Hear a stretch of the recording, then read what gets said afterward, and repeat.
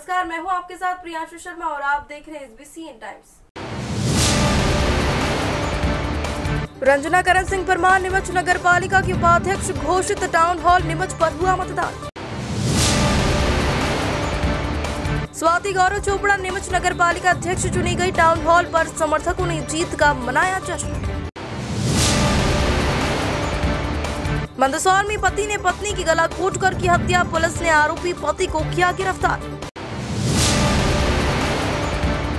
मनासा नगर परिषद अध्यक्ष उपाध्यक्ष के चुनाव संपन्न। सीमा अजय तिवारी बनी अध्यक्ष, किशोर जोलनिया बने उपाध्यक्ष।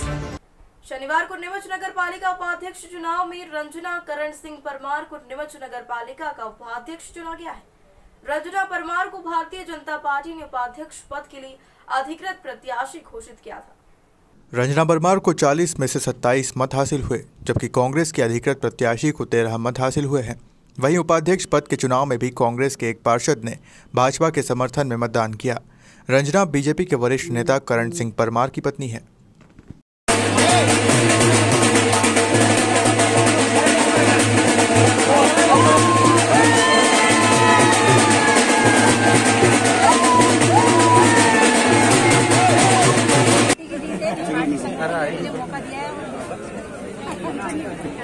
नीमच के लिए आप अध्यक्ष और उपाध्यक्ष क्या खास प्राथमिकता लेकर काम करेंगे? पहली प्राथमिकता क्या होगी पहली परिषद की बैठक में? अब ये तो विकास, बंगला बगीचा मुद्दे का क्या होगा? बस वो भी करेंगे ना। उसी का हल करने की कोशिश करेंगे। शनिवार को नीमच नगर पालिका के अध्यक्ष पद के लिए चुनाव हुआ। इसमें भारतीय जनता पार्टी की अधिकृत प्रत्याशी स्वाति गौरव चोपड़ा नीमच नगर पालिका के अध्यक्ष चुनी गई। स्वाति एवं युवा और उच्च शिक्षित महिला है। सबसे अहम बात यह है कि स्वाति के ससुर भारतीय जनता पार्टी के वरिष्ठ नेता संतोष चोपड़ा है, जो पूर्व में भाजपा की ओर से नगर पालिका का अध्यक्ष चुनाव लड़ चुके हैं। स्वाति को 40 में से 31 वोट हासिल हुए और उनकी शानदार जीत हुई। स्वाति को 3 निर्दलीय पार्षदों के साथ 5 कांग्रेसी पार्षदों ने भी अपना मत दिया। वहीं स्वाति की जीत के बाद उनके समर्थकों द्वारा ढोल नगाड़ों और आतिशबाजी के साथ नीमच के टाउन हॉल के बाहर जश्न मनाया। इस दौरान जीत के बाद स्वाति पार्षदों और साथियों को मिठाई खिलाते हुए और विक्ट्री का साइन दिखाते हुए दिखी।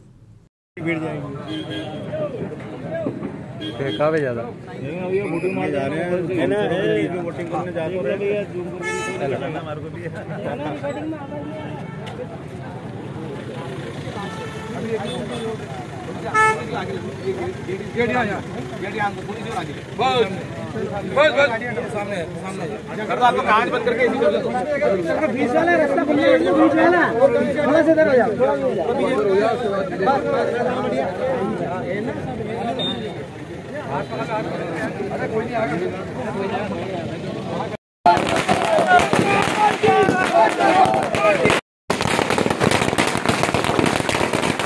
मंदसौर शहर के इंदिरा कॉलोनी में पति ने पत्नी की गला घोंटकर हत्या कर दी। मामले में वाईडी नगर पुलिस ने केस दर्ज किया है। मिली जानकारी के अनुसार शाकिर शेख पैदा अब्दुल शेख निवासी इंदिरा कॉलोनी और उसकी पत्नी का किसी बात को लेकर विवाद हो गया है। विवाद कहासुनी के बाद इतना बढ़ गया कि पति ने पत्नी की गला घोंटकर हत्या कर दी। सूचना मिलने के बाद वाईडी नगर थाना पुलिस मौके पर पहुंची। पुलिस ने मामले में केस दर्ज किया है। वहीं पुलिस ने आरोपी पति को भी गिरफ्तार कर लिया है, जिससे पूछताछ की जा रही है।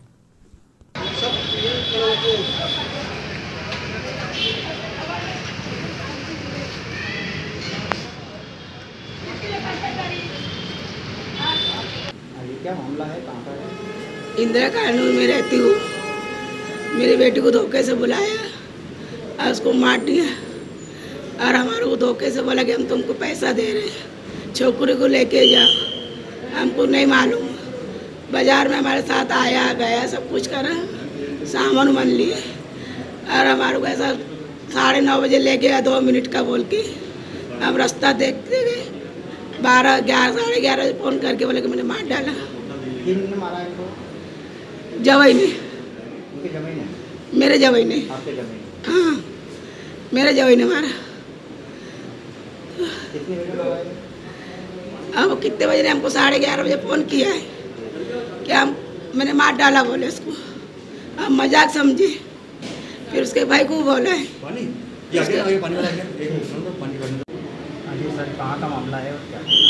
ये इंदिरा कॉलोनी जैन कॉलेज के पीछे का मामला है।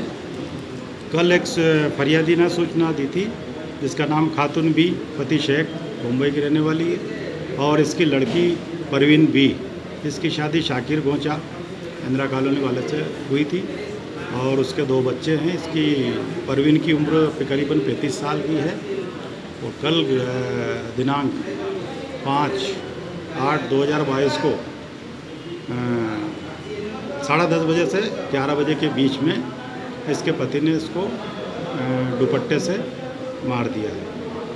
जो इसकी लाश जो है कम्प्लेक्स में मिली है और फरियादी खातून बी की निशादही से असल अपराध धारा 302 में कायम कर मर कायम किया गया है और जिसकी जांच की जा रही है। नक्शा पंचायतनामा लाश और बीएम वगैरह कराया जाएगा। मृत्यु इसके पति ने करी। फरियादी ने बताया है कि इसकी बेटी की मृत्यु इसके पति ने गले में जो दुपट्टा काला है उसको खींच करके की गई, हत्या की गई और 302 का अपराध कायम, जांच जारी। मेरा नाम राधेश्याम प्रजापति, थाना वाईडी नगर मंदसौर। मनासा में आज शनिवार को नगर परिषद अध्यक्ष उपाध्यक्ष पद के लिए चुनाव संपन्न हुए, जिसमें भाजपा अधिकृत सीमा अजय तिवारी व कांग्रेस से ज्योति रमेश मुंदड़ा ने अध्यक्ष पद के लिए नामांकन दाखिल किया। कन्याशाला स्कूल परिसर सभा कक्ष में सुबह 11 बजे निर्वाचन प्रक्रिया संपन्न हुई, जिसमें कुल 15 मतदाता शामिल हुए। 10 भाजपा, 4 कांग्रेस और 1 एसडीपीआई अधिकृत थे। प्रथम चरण में चुनाव प्रक्रिया संपन्न हुई, जिसमें सीमा अजय तिवारी को 11 मत मिले व द्वितीय चरण में उपाध्यक्ष पद के लिए किशोर जोलनिया को 10 मत मिले। नगर परिषद अध्यक्ष पद के लिए भाजपा से सीमा अजय तिवारी व उपाध्यक्ष के लिए भाजपा से किशोर जोलानिया को चुना गया। मनासा नगर परिषद अध्यक्ष व उपाध्यक्ष पर भाजपा का कब्जा रहा, जिसके पश्चात भाजपाइयों ने गुलाल लगाकर मिठाई खिलाकर बधाई दी व पूरे नगर में विजय जुलूस निकाला। निर्वाचन प्रक्रिया के दौरान तमाम प्रशासनिक अधिकारी, पुलिस प्रशासन मौजूद रहे।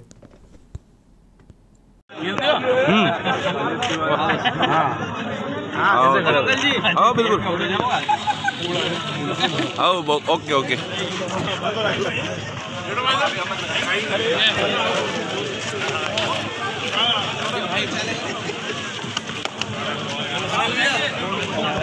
आपके मत मिलना कहीं ना कहीं आपके संगठन के लिए। आज मनासा नगर परिषद में भारतीय जनता पार्टी की प्रत्याशी सीमा अजय तिवारी विजयी हुई। ये बात सही है कि भारतीय जनता पार्टी के पास 10 मत थे, लेकिन आम व्यक्ति में भी भारतीय जनता पार्टी का विश्वास है। वो कहीं भी आदमी बैठा है, उसका मत ये है, उसका मन ये है कि भारतीय जनता पार्टी सर्वश्रेष्ठ है और उसी का परिणाम है कि आज 10 वोट के साथ 1 वोट एक्स्ट्रा आना, ये अपने आप में इस बात का परिचय है कि भारतीय जनता पार्टी पर विश्वास उन्होंने व्यक्त किया। मैं उस व्यक्ति का स्वागत करूंगा जिन्हें ये हमारा सहयोग किया, कि वो चाहें तो हमारा सहयोगी बन सकते हैं। मैं उनको आमंत्रण भी दे रहा हूँ इसके माध्यम से।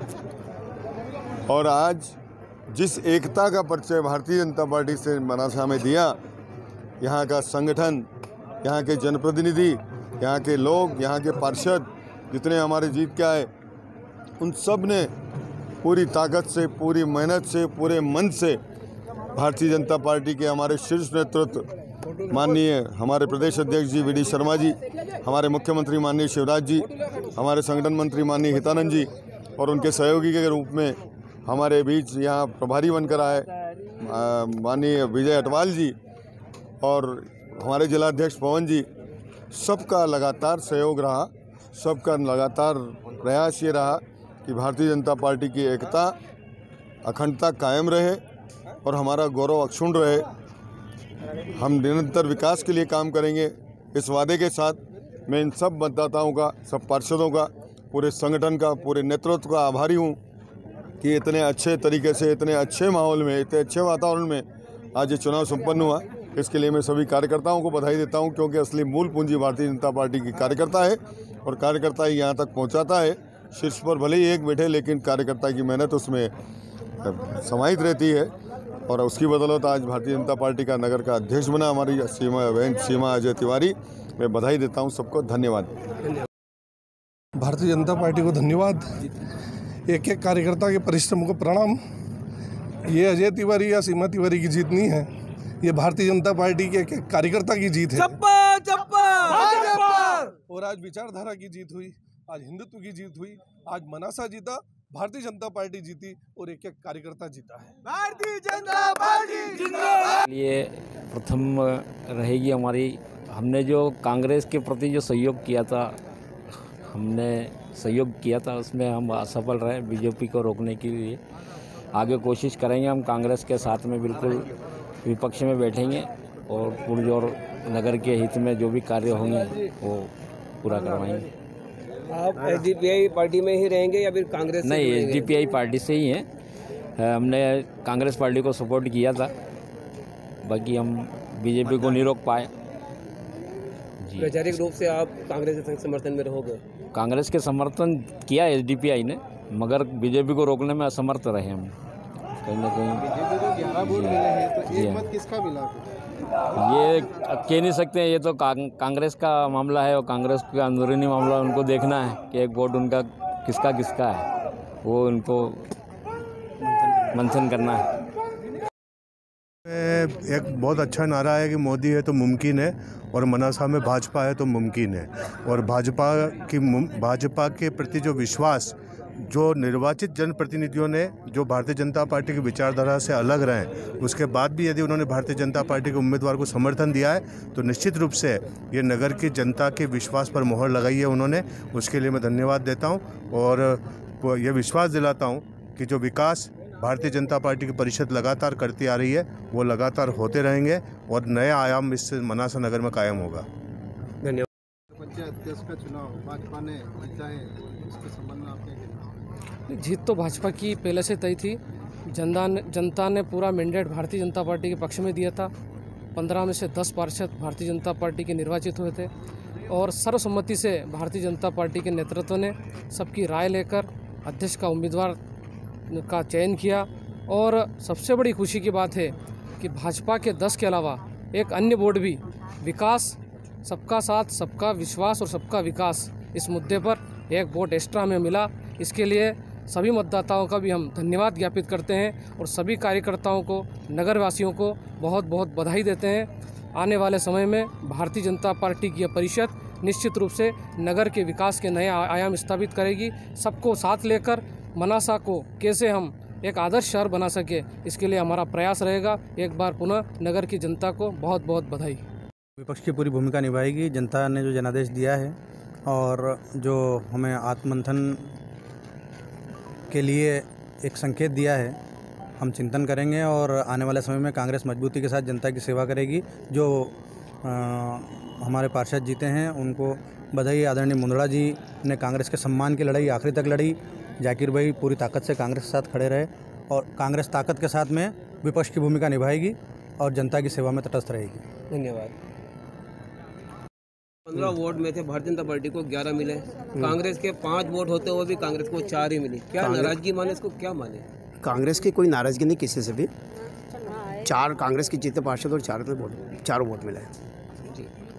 आज जो ये परिषद बैठी है भारतीय जनता पार्टी की और कांग्रेस भी कहीं ना कहीं विपक्ष के रूप में है, तो क्या भविष्य की योजनाएं हैं कांग्रेस की? विपक्ष, हम जो विपक्ष में रहेंगे वो सद्भाव विपक्ष रहेगा। जहाँ गाँव के विकास की बात आएगी हम उनके साथ हैं, उसमें हम कोई विरोध नहीं करेंगे। लेकिन वहाँ जहाँ बीजेपी वाले कोई गलत काम करेंगे या एक तरफा काम करेंगे उसमें हम विरोध करेंगे। धन्यवाद। भारतीय जनता पार्टी की नगर परिषद में नगर की सभी जनता ने आशीर्वाद भाजपा को दिया है और आपको ये बता दूंगा कि ये भारतीय जनता पार्टी है जिसके संगठन में कितनी ताकत है।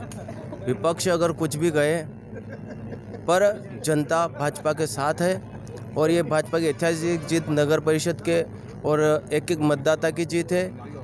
माननीय मोदी जी, माननीय शिवराज जी की जो योजना है वो आम लोगों तक पहुंची है।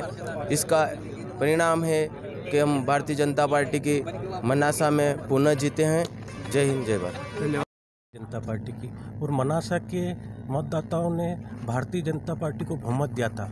उसके अनुरूप आज आपने देखा होगा 10 पार्षद भारतीय जनता पार्टी के विजय हुए और एक और जो कांग्रेस का पार्षद था उन्होंने भी भारतीय जनता पार्टी में विश्वास कर 10 के 11 वोट कराए। इसलिए मैं उन समस्त पार्षदों को बधाई देता हूं, जो अध्यक्ष निर्वाचित है उनको बधाई देता हूं, और हमें विश्वास है कि भारतीय जनता पार्टी की ये परिषद मनासा में विकास की ओर अग्रसर होगी और दिन रात चौगुनी विकास इस मनासा नगर का होगा, ये मुझे विश्वास है। जय भाजपा। आज की जीत भारतीय जनता पार्टी के नए सूत्र के साथ है, सबका साथ, सबका विकास, सबका विश्वास, और चौथा है सबका प्रयास। और उस प्रयास में आपने देखा भारतीय जनता पार्टी के 10 प्रत्याशी 10 मत थे, लेकिन एक मत और विश्वास के साथ भारतीय जनता पार्टी 11 वोट लेकर इस नगर परिषद में विजयी हुई, और भारतीय जनता पार्टी इस नगर को पुनः विकास की ऊंचाइयों पर ये नगर छुए, ये प्रयास भारतीय जनता पार्टी का रहेगा। सभी को बहुत बहुत शुभकामनाएं। आज पूरे देश में आजादी का अमृत महोत्सव मनाया जा रहा है, और इसी अमृत महोत्सव के तहत हर घर तिरंगा अभियान चलाया जा रहा है। हर घर तिरंगा पहुंची और साथ ही लोगों को तिरंगा यात्रा के माध्यम से जागरूकता संदेश दिया जा रहा है, ताकि आमजन तिरंगे का महत्व समझ व सम्मान करे। हर गांव में हर घर तिरंगा जिसे अभियान के तहत नगर में स्कूली बच्चों द्वारा तिरंगा यात्राएं निकाली जा रही है। इसी संदर्भ में ग्राम पंचायत भाटखेड़ी के विद्यासागर पब्लिक स्कूल के स्कूल स्टाफ व नन्हे मुन्ने बच्चों ने हाथ में तिरंगा लेकर यात्रा निकाली। तिरंगा यात्रा के दौरान बच्चों ने देशभक्ति के नारे लगाए। स्कूल से शुरू हुई तिरंगा यात्रा नयापुरा सदर बाजार बस स्टैंड होते हुए विद्यालय परिसर पहुंची। वहीं बीच में स्कूली छात्रों द्वारा देशभक्ति के नाट्य मंचन भी किए। जगह जगह रैली का लोगों ने स्वागत किया।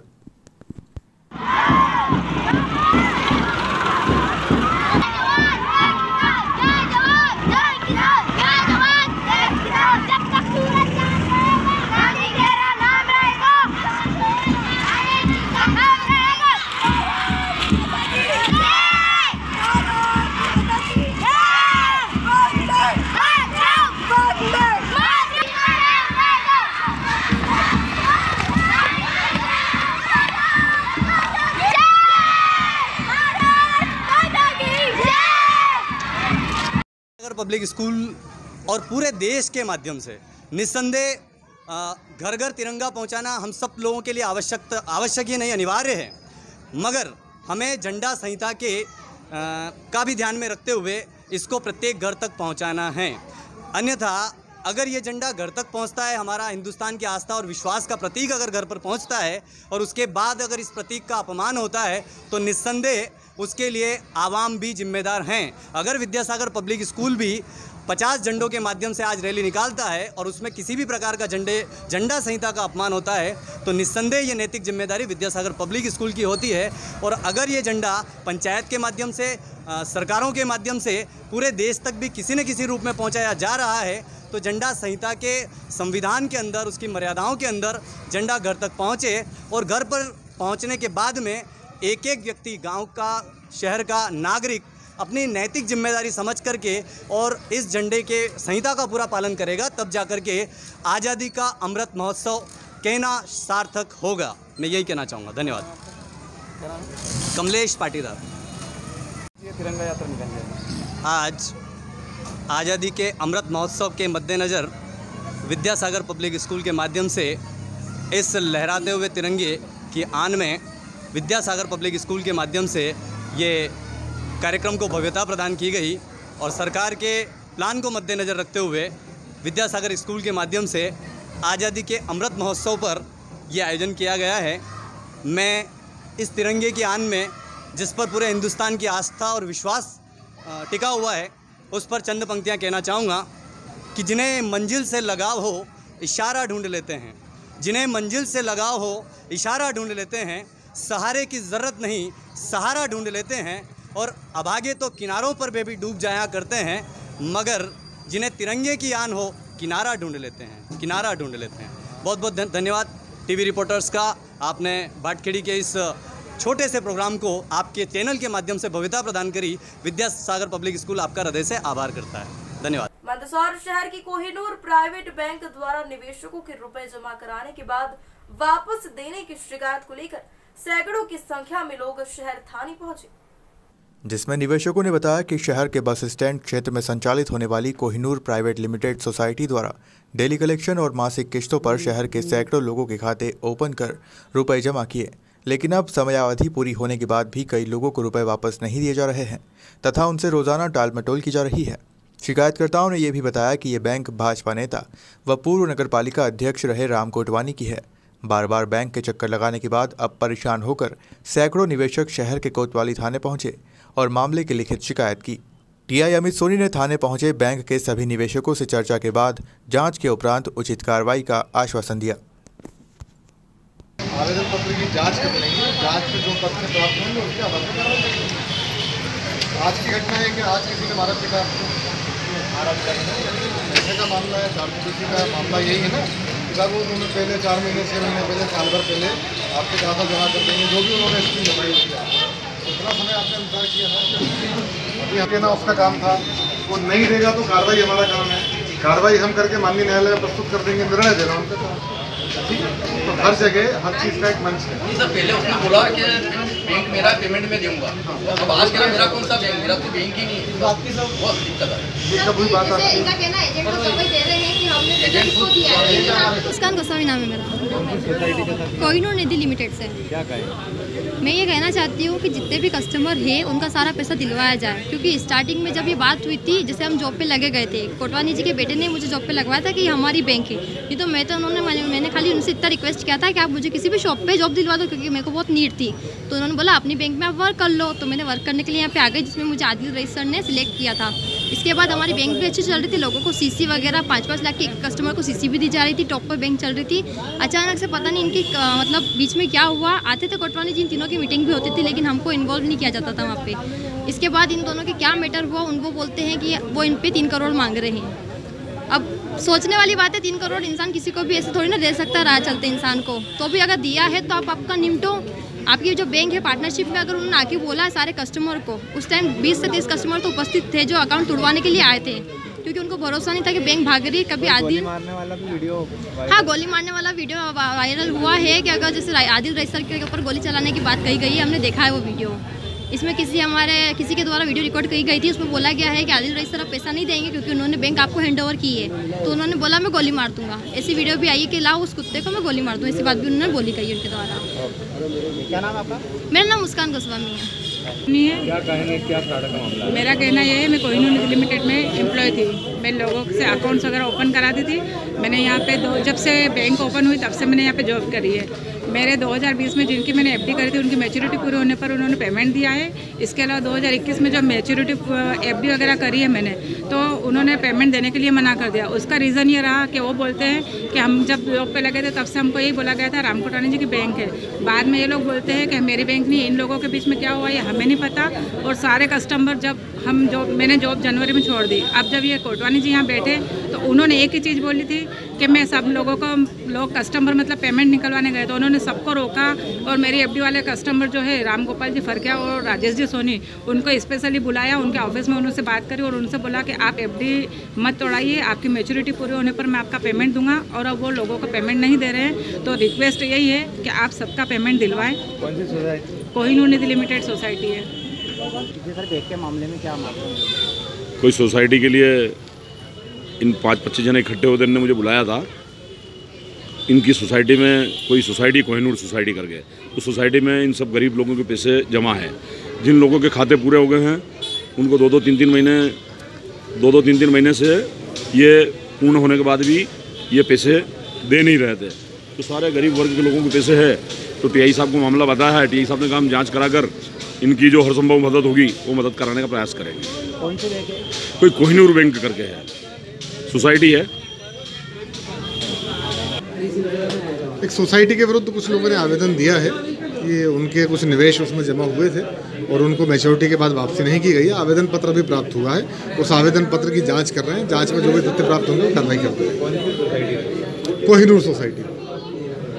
आजादी के पर्व को लेकर मंदसौर शहर आकर्षक रंगों से सज रहा है, जहां एक और आजादी के अमृत महोत्सव के तहत हर घर तिरंगा अभियान चलाया जा रहा है। तो वहीं दूसरी ओर हर वर्ष की तरह शहर में 15 अगस्त से पूर्व मुख्य चौराहों पर आकर्षक साज सज्जा की जा रही है, वहीं विशेष रैली की तैयारियां भी की जा रही है। मंदसौर शहर के गांधी चौराहा, लक्ष्मीबाई चौराहा, महाराणा प्रताप चौराहे सहित सभी मुख्य चौराहों पर आकर्षक सज्जा की जा रही है। भारत माता चौराहे पर रंग रोगन का कार्य करवाया जा रहा है। आपको बता दें कि मंदसौर जिला प्रशासन सहित जनप्रतिनिधि सरकार के हर घर तिरंगा अभियान को लेकर लगातार तैयारियों में जुटे हैं। तो वहीं शहर में समाज सेवी संगठनों व जनप्रतिनिधि द्वारा 15 अगस्त की पूर्व संध्या होने वाले आयोजन की तैयारियां पुरजोर तरीके से की जा रही है।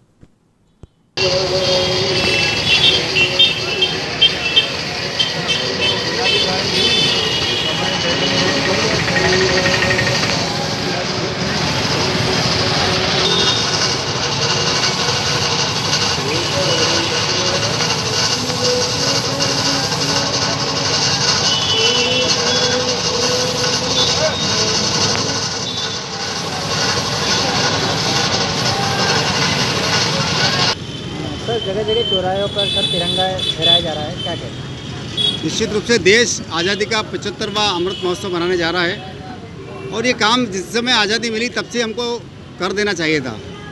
अब कोई भी शासन रहा हो, निश्चित रूप से राष्ट्रभक्ति आवश्यकता है देश के उद्धार के लिए, उत्थान के लिए।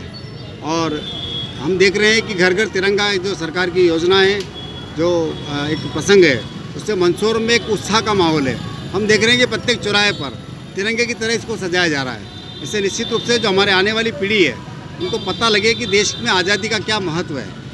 हमारे लोगों ने तो वो एक है ना, बिना तोल बिना मोल बिना जोल दे दी आज़ादी, तुम संभाल के रखना दोस्तों।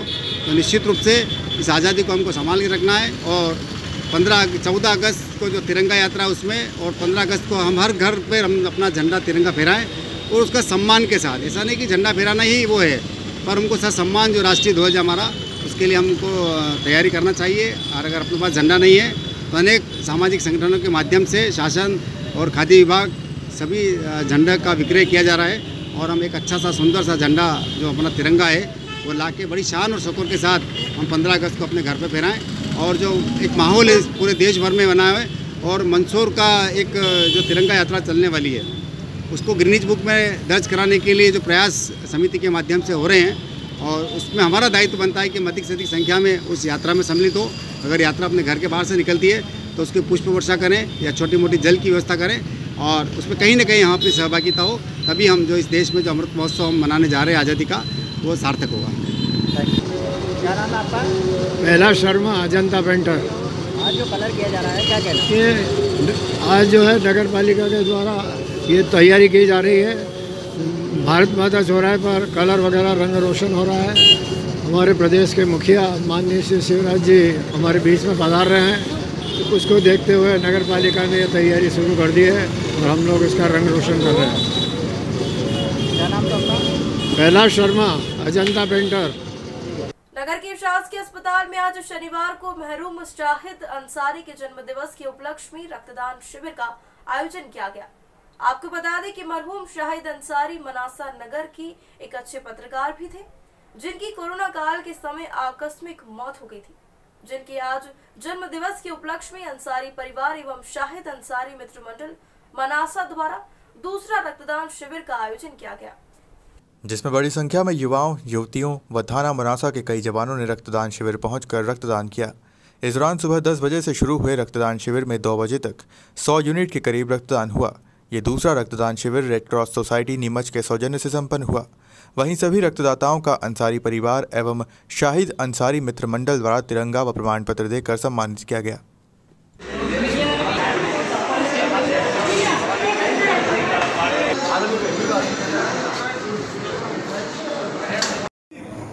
आपने कितनी बार रक्तदान किया, क्या नाम है आपका और आपको कैसा लगा रक्तदान करके? सर मैं कमल सिंह देवड़ा, आतरी माता, और रक्तदान महादान है। इस उपलक्ष्य में मैं ये 15वीं बार रक्तदान कर चुका हूँ, और जहाँ भी जिसको भी जैसे किसी भी पेशेंट को ज़रूरत लगती है तो मैं किसी भी हालत कंडीशन में पहुँच जाता हूँ रक्तदान करने के लिए। तो इस उपलक्ष्य में मुझे पता चला कि यहाँ भी रक्तदान शिविर है, तो इसलिए मेरी इच्छा से मैं आतरी माता से ही आया हूँ रक्तदान करने। जी सर। हाँ, क्या नाम? सर मेरा नाम मोहसिन मंसूरी है। मेरा ये रक्तदान फर्स्ट बार है, मुझे काफ़ी अच्छा लगा है, और मेरा ये मानना है कि समाज सेवा में ये मेरा जो कदम है बहुत अच्छा कदम है, और मैं भी अपने दोस्तों को प्रेरित करूँगा रक्तदान के लिए। रक्तदान ही जीवन दान है। क्या नाम? मोहसिन मंसूरी। शिविर का आयोजन में आपका पूरी टीम का सहयोग रहा। लेकिन कहीं ना कहीं ग्रामीण क्षेत्रों में आज भी लोगों में रक्तदान के प्रति जागरूकता नहीं है। लोग आज भी ब्लड डोनेट करने से डरते हैं।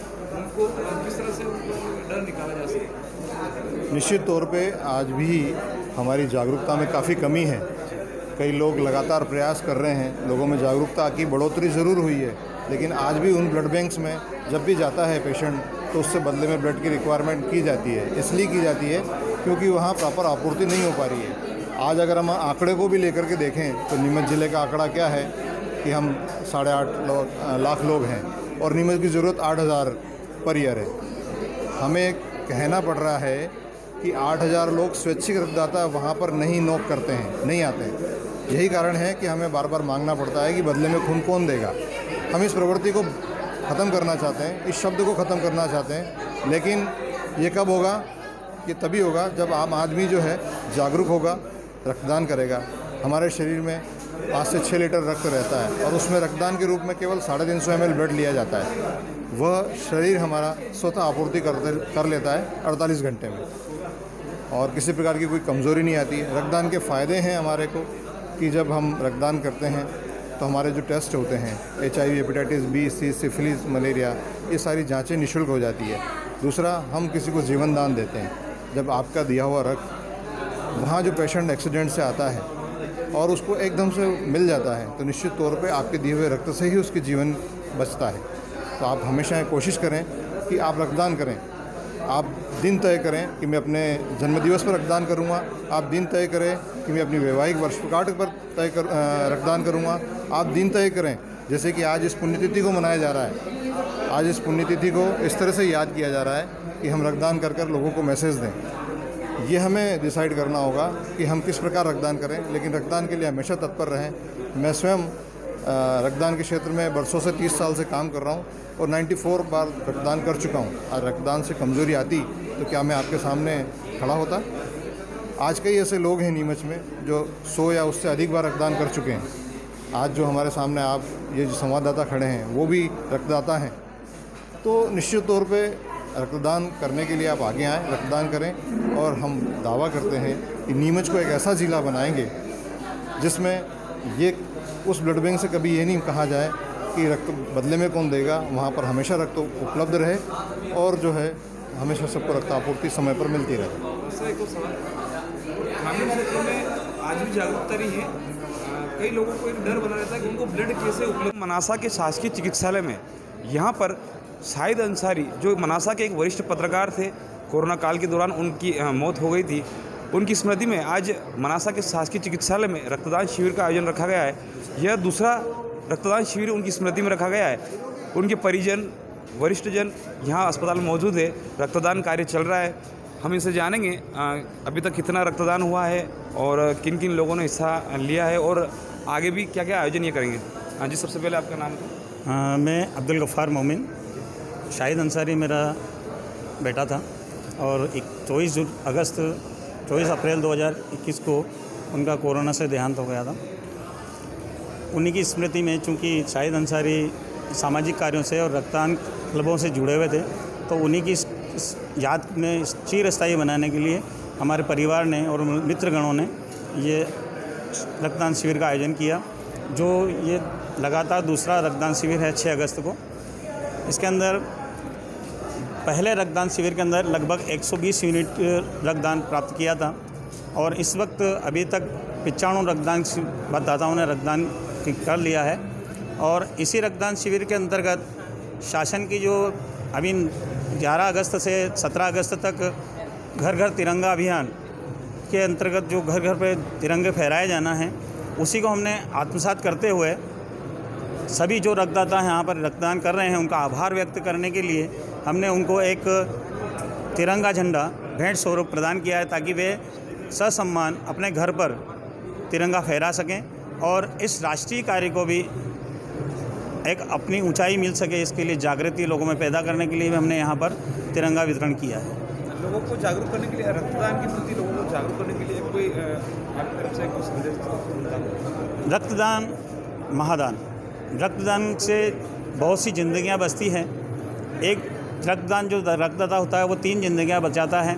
उसके रक्त से 3 जिंदगियों को जीवनदान मिलता है और हमेशा हर जगह अपने अपने हिसाब से लोग रक्तदान करवाते रहते हैं, करते रहते हैं। और अपने को भी अगर अपनी आयु 50 साल से अंदर है और किसी तरह की कोई बीमारी नहीं है तो हमें रक्तदान अवश्य करना चाहिए।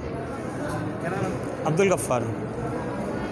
रक्तदान शिविर का आयोजन रखा गया, किस उपलक्ष्य में रखा गया और किस उद्देश्य से रखा गया? जी देखिए, उपलक्ष्य ये है कि मेरे बड़े भैया जिनका निधन कोरोना में हो गया था, उनकी जन्मदिवस के उपलक्ष्य में उनकी याद के लिए 6 अगस्त को प्रतिवर्ष की जैसे ही लास्ट ईयर भी किया गया था, इस वर्ष भी फिर से ब्लड डोनेशन कैंप का आयोजन किया गया है। रेड क्रॉस के सहयोग से हमारे साथ में हैं रेड क्रॉस के सचिन जी, उनके सहयोग से ब्लड डोनेशन कैंप का आयोजन किया जा रहा है। और हमारा उद्देश्य मात्र यही है कि जागरूकता और जो लोग अभी भी रक्तदान करने में थोड़ी झिझक रखते हैं, उनको उनकी झिझक को खोलना, उनके डर को खोलना और वो रक्तदान को समझें, उनकी अहमियत को समझें और ये क्यों ज़रूरी है उसकी वैल्यू को समझकर रक्तदान के लिए हमेशा अग्रणी भूमिका में रहें और आगे रहें। यही उद्देश्य के साथ हम इस ब्लड डोनेशन का आयोजन कर रहे हैं ताकि कि लोगों के अंदर एक जागरूकता जाए और जब भी कोई ज़रूरतमंद को खून की ज़रूरत पड़े, रक्त की ज़रूरत पड़े तो वो तत्काल रक्तदान करने के लिए अग्रणी भूमिका में रहे और आगे रहे। मैं डॉक्टर साजिद अंसारी, सामुदायिक स्वास्थ्य केंद्र मनासा में चिकित्सा अधिकारी पद पर कार्यरत हूँ। शनिवार को नीमच नगर पालिका अध्यक्ष और उपाध्यक्ष के चुनाव हुए, जिसमें भारतीय जनता पार्टी की ओर से अध्यक्ष पद के लिए स्वाति गौरव चोपड़ा को उम्मीदवार घोषित किया गया, तो वही उपाध्यक्ष पद के लिए रंजना करण सिंह परमार को घोषित किया गया था। दोनों उम्मीदवार विजयी रहे हैं। खास बात यह है कि कांग्रेस के कुछ पार्षदों ने भारतीय जनता पार्टी के उम्मीदवार के पक्ष में अपना मत दिया। जीत के बाद नीमच विधायक नीमच के टाउन हॉल स्थित मतगणना स्थल पर पहुंचे और पार्टी कार्यकर्ताओं के साथ ढोल नगाड़ों पर झूमते और खुशी का इजहार करते नजर आए हैं। इस दौरान उन्होंने भाजपा की जीत को प्रधानमंत्री मोदी की योजनाओं और कार्यों को दे दिया। वहीं नवनिर्वाचित नगर पालिका अध्यक्ष के ससुर वरिष्ठ भाजपा नेता संतोष चोपड़ा ने भी अपनी खुशी का इजहार करते हुए सभी का धन्यवाद ज्ञापित किया।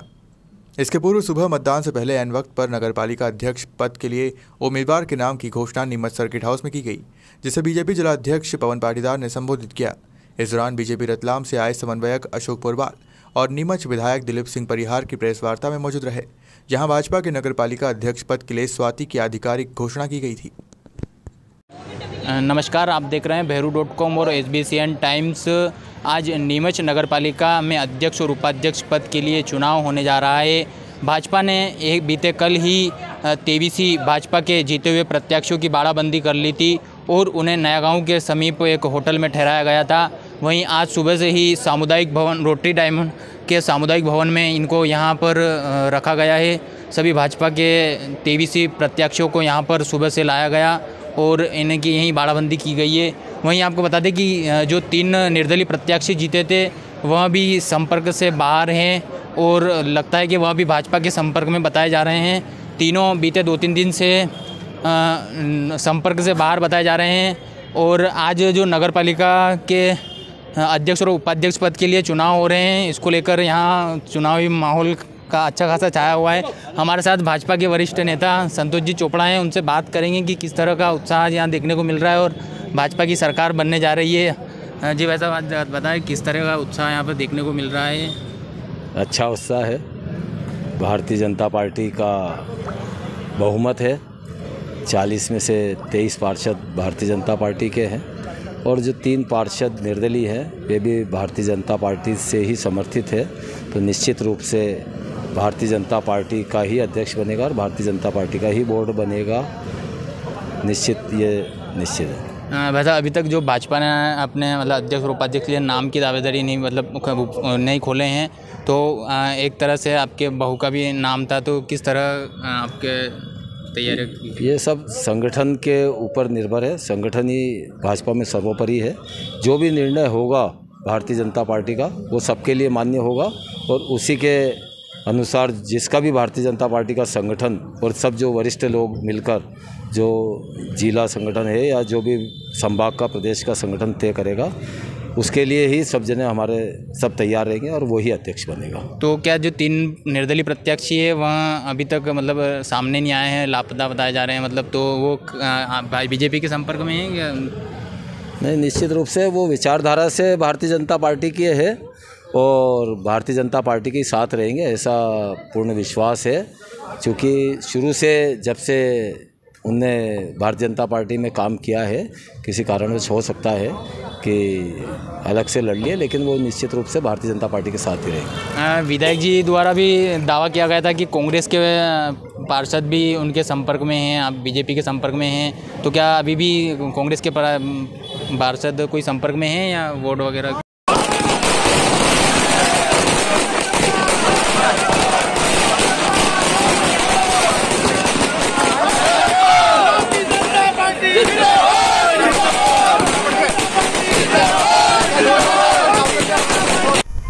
सुश्री उषा ठाकुर जी, हमारे सांसद जी सम्माननीय सुधीर गुप्ता जी, और हमारे जिले से जावत से विधायक और काबीना मंत्री ओम प्रकाश सकलेचा जी, सम्माननीय नीमच विधायक दिलीप सिंह जी परिहार, और हमारे चुनाव के जो पर्यवेक्षक बन के आए सम्माननीय अशोक पोरवाल जी, सभी की सर्वसम्मति से और प्रदेश संगठन के निर्देशानुसार नीमच नगर पालिका से भारतीय जनता पार्टी की अधिकृत प्रत्याशी के रूप में स्वाति गौरव चोपड़ा को भारतीय जनता पार्टी ने अधिकृत प्रत्याशी के रूप में घोषित किया है।